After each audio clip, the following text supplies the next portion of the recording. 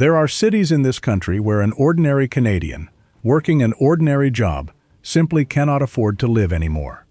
Not, "It's a stretch." Not, "You'd have to budget carefully."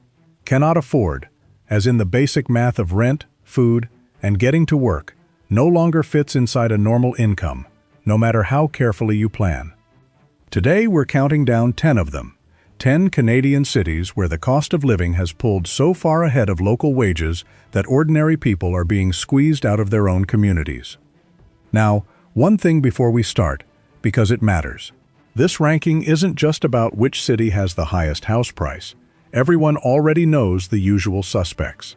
It's about pressure, the gap between what it costs to live somewhere and what people there actually earn. Because a city can be moderately priced and still be brutally unaffordable if the wages are low. That's the lens for this whole list. And number 1 might surprise you, because it isn't always the city with the biggest number on the price tag. Stay with me. Some of these will be obvious. Some of them will make you rethink where the crisis actually hits hardest. So, quickly, how to think about the list, because it changes what unaffordable means. The obvious measure is price, rent and home prices. But price alone is misleading. The real measure of whether ordinary people can live somewhere is the ratio, costs versus local incomes. A city where homes cost a fortune but wages are also high is painful. A city where homes cost a lot and wages are modest is impossible. There's also a hidden factor people forget, the cost of getting away from the expensive core. In some regions, escaping the pricey city just means a punishing commute that eats the money you saved on rent, in fuel, and time. So we're weighing the whole picture: housing, wages, and how trapped people are. Let's count down. Number 10. Halifax. For a long time, the Maritimes were where you went for a gentler cost of living. That reputation is now badly out of date.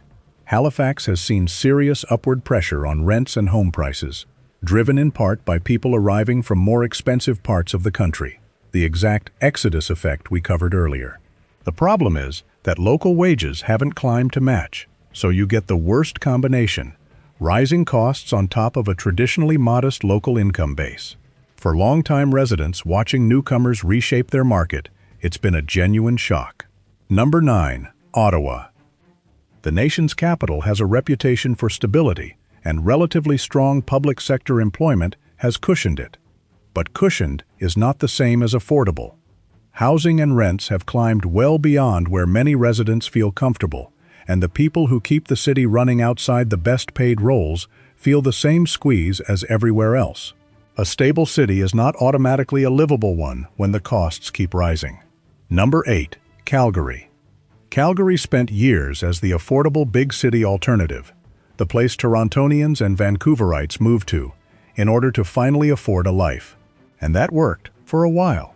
But you can see the problem. When a city becomes famous as the affordable escape, enough people arrive that it stops being affordable. Calgary has felt exactly that pressure, strong in-migration pushing up housing costs. It's still more attainable than the most extreme cities, but the gap that made it a haven has been closing fast. Number 7. Winnipeg. Winnipeg lands on this list for a reason that proves the whole point of the ranking. Its home prices are far from the highest in the country. But local wages are also modest, and it's the ratio that bites. When you weigh what things cost against what people there typically earn, the pressure is real and often underestimated, precisely because the raw price numbers don't scream crisis. This is a city where affordability is worse than its reputation suggests. Number 6. Montreal. Montreal was, for years, the great affordable exception among Canada's big cities, a major cultural capital where rent didn't destroy you. That exception has been eroding. Rents have climbed significantly, and longtime residents describe a city that's losing the very affordability that defined its character. It's still more reasonable than Toronto or Vancouver, but the direction of travel has alarmed people who thought Montreal was immune. Number 5. Victoria. Beautiful, mild, and desirable, which is exactly the problem. Victoria combines high housing costs with an economy that doesn't offer the high-paying jobs to match, plus the constraint of being on an island. Desirability drives the price up. The local wage base doesn't keep pace. For a lot of residents, especially younger ones, it's a place that's lovely to visit and increasingly impossible to build a life in. Number 4. The Greater Toronto Suburbs.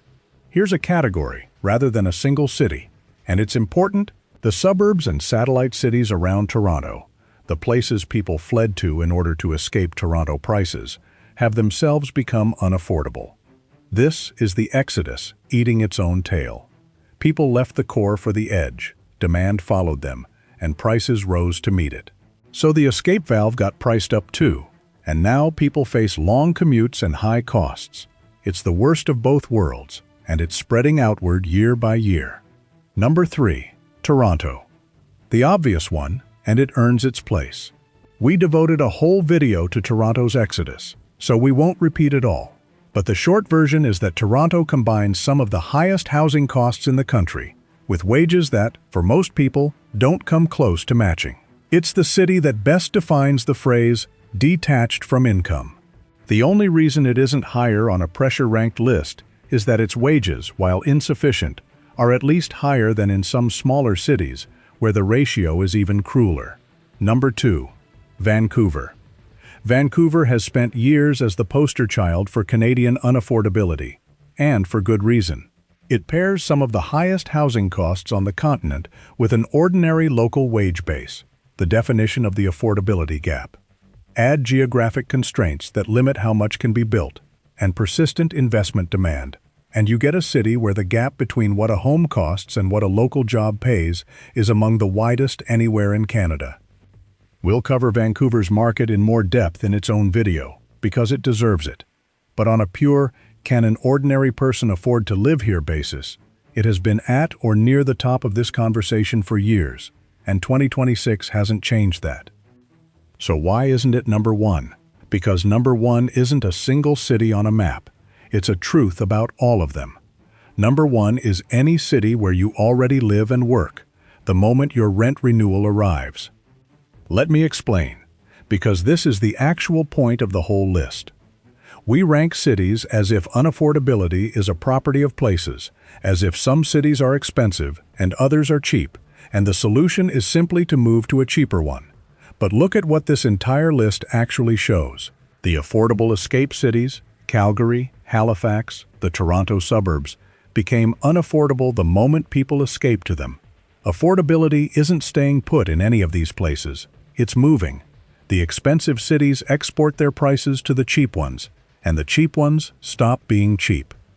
Which means there is no safe city. There's no promised land at the bottom of this list where ordinary Canadians can reliably outrun the problem, because the problem follows the people. The unaffordable city isn't Toronto or Vancouver specifically. It's wherever demand arrives next, and for millions of Canadians, that's the city they already live in, discovering that this year's rent renewal has quietly priced them out of their own home.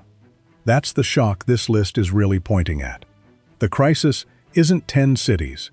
It's a national condition wearing 10 different postal codes. You can't move your way out of a problem that's chasing you.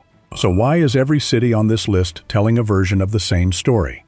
Because they share the same underlying causes, which we've traced throughout this channel. Housing that detached from local incomes, wages that didn't keep up with costs, not enough of the right homes getting built, and demand that keeps sloshing from expensive cities into cheaper ones, raising the floor everywhere it lands. That's why the map of unaffordable Canada keeps growing. 10 years ago, this list would have been 2 or 3 cities. Now it's the whole country, in tiers. And the cities that feel safe today, the smaller ones, the ones people are just starting to flee to, are simply earlier in the same process. Give it time, and the exact same pressures arrive. The lesson of the list is that this was never a big city problem that the rest of the country could watch from a safe distance. It's a national affordability problem that shows up city by city, on its own schedule, until there's nowhere left that's genuinely outrun it.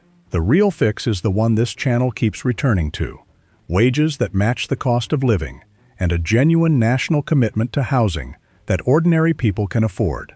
Until that happens, the list doesn't shrink, it grows, and more cities join it every year. And it leaves the uncomfortable question. If there's no city left where an ordinary Canadian income reliably buys an ordinary life, then what does that say about the country as a whole? So I want to hear from you, and be specific, because your local knowledge is the best data there is. What city do you live in, and can an ordinary person actually afford it? Did you move somewhere for affordability and watch it disappear? And which city do you think deserved to be number one? Tell me in the comments below. Name your city and tell me the real cost of living there. I read every one, and the map this audience draws in the comments is more honest than any ranking. And if you want clear-eyed breakdowns of the forces reshaping life across Canada, subscribe to Canada Insider. There's a lot more of this story to tell.